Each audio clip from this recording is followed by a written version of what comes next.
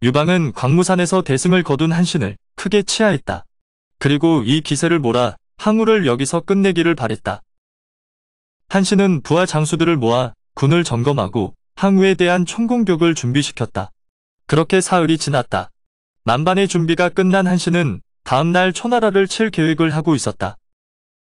그러나 이 소식은 초나라 첩자에 의해서 항우에게 보고된다. 한신이 내일 군사 50만을 거느리고 공격해올 것이라는 보고를 받은 항우는 부하 장수들을 모아 앞으로를 의논했다. 종림에는 내일 싸울 때 태공을 도마에 올려 앉히고 마차 위에 실어 놓으면 유방이 퇴각할 것이라 했다.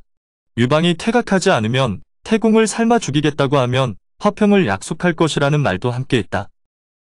항우는 싸움터에서 인지를 사용한다는 것이 마음에 들지 않았다. 세상 사람들이 자신을 비웃을 것으로 생각해서다.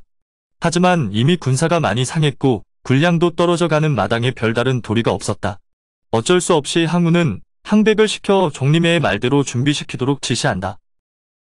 이튿날 항우는 태공을 잡아 결박하고 마차 위에 실어 진영을 나왔다. 멀리서 이 모습을 본 한나라 군사가 유방에게 보고하니 유방이 대성통곡하고 말았다.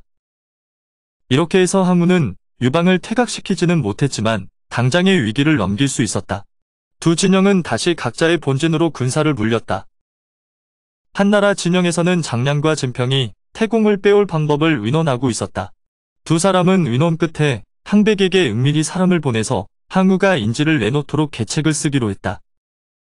장량은 한나라 진영에서 초나라에서 온 사졸 중에 총명해 보이는 자를 뽑아 밀명을 내렸다. 장량의 명을 받은 사졸은 한나라에서 도망쳐온 것처럼 해서 초나라 진영으로 간다.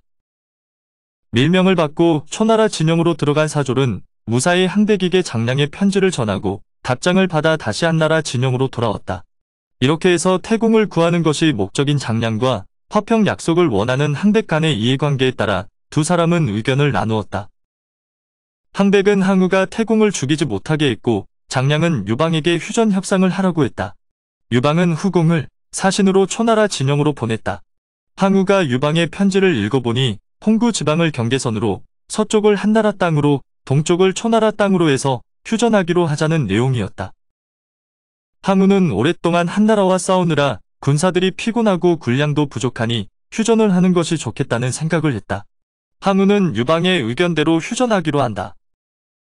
그러나 계포와 종림에는 휴전에 반대했다. 인지를 넘겨주고 나서 유방이 마음이 변하면 그때는 어떻게 하겠냐는 것이 이유였다. 하지만 옆에서 항백이 나서 항우가 마음이 흔들리지 않도록 하니 결국 항우는 휴전 쪽으로 마음을 굳힌다. 이튿날 항우는 신하들을 소집하여 갑옷을 벗고 평복으로 자신을 수행하게 하고 태공을 비롯한 유방의 일가 친척 전부를 데리고 초나라 진영과 한나라 진영의 중간 지점인 홍구라는 곳까지 나왔다. 유방 역시 신하들의 갑옷을 벗게 하고 평복 차림으로 자신을 수행하게 홍구로 나왔다. 양진영은 서로 30보가량 떨어진 곳에서 말을 세우고 미리 준비한 서약서를 교환했다. 그리고 항우 쪽에서 인질로 잡고 있던 유방의 일가족을 넘겨주었다. 유방은 기쁜 마음을 감추지 못하고 항우에게 감사했다. 이렇게 휴전 협상을 맺은 항우는 본진으로 돌아와 곧장 팽성으로 철군했다. 유방도 본진으로 돌아왔다. 한신과 영포 그리고 팽월 세 사람이 각자 자신이 다스리는 나라로 돌아가겠다고 청했다.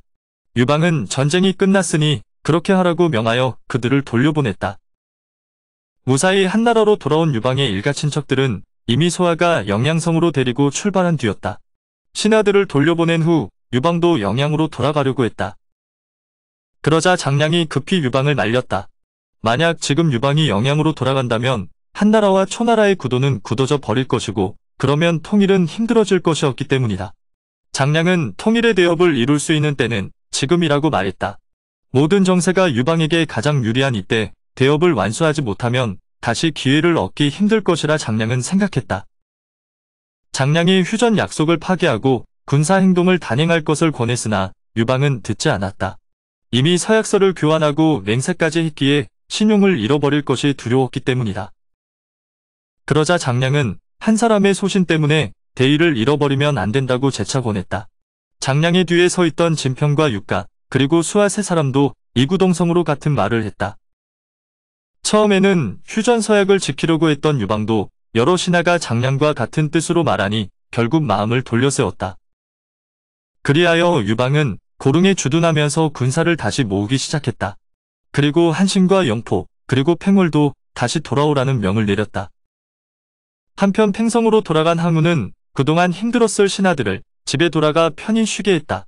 그리고 그 자신도 날마다 누각에 올라가 사랑하는 우위를 데리고 술을 마시며 즐거운 시간을 보냈다. 항우는 싸우지 않는 것이 이렇게 편한 줄 새삼 깨달았다. 그러나 초나라에도 인물이 없는 것은 아니었다. 장수주린이 어느 날 항우에게 상소하여 군사를 다시 조련하기를 청했다.